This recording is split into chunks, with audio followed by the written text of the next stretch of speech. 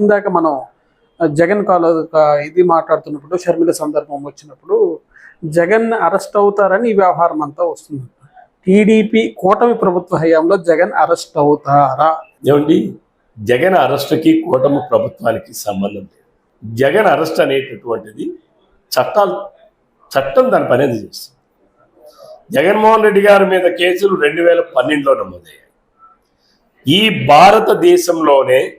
భారతదేశంలోనే బెయిల్ మీద బయటకు వచ్చి సుమారు 12 సంవత్సరాలైనా సరే కేసులు కనీసం ప్రాథమిక విచారణ కూడా నోచుకోపోయినటువంటి కేసులు ఏవైనా ఉన్నాయంటే అది ఒక్క జగన్మోహన్ రెడ్డి కేసు.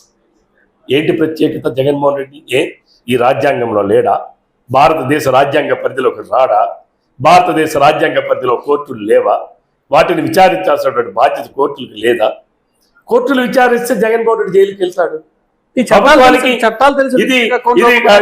ఇది ప్రభుత్వానికి జగన్మోహన్ రెడ్డి కేసులకి సంబంధం ఏంటి? చట్టాలు తెలిసిన వ్యక్తిగా మీరేమని చెప్తారు?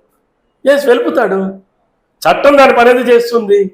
కోర్టులు దాని ప్రక్రియ కానీ దాని పని మొదలు పెడితే జగన్మోహన్ రెడ్డి, నేను ఇందాక చెప్పాను, చట్టాల్లో ఉన్న లొసుగుల్ని, రాజ్యాంగంలో ఉన్నటువంటి లొసుగుల్ని ఆసరా చేసుకుని డ్రాగ్ చేస్తున్నారు.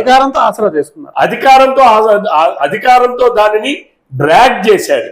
కానీ న్యాయం అనేది కొన్నాళ్ళు దూరం పెంచొచ్చేమో కానీ న్యాయం ఎప్పుడు న్యాయంగానే ఉంటుంది, ధర్మం ఎప్పుడు ధర్మంగానే ఉంటుంది. అసత్యం, అధర్మం ప్రతిరూపాలైనటువంటి జగన్మోహన్ రెడ్డి జైలుకు వెళ్ళక తప్పదు. జగన్మోహన్ రెడ్డి లాంటి ఎంతటి దౌర్భాగ్యుడంటే, కన్న తల్లిని ఈరోజు జగన్మోహన్ రెడ్డి ఏమైనా కష్టపడి సంపాదించాడా?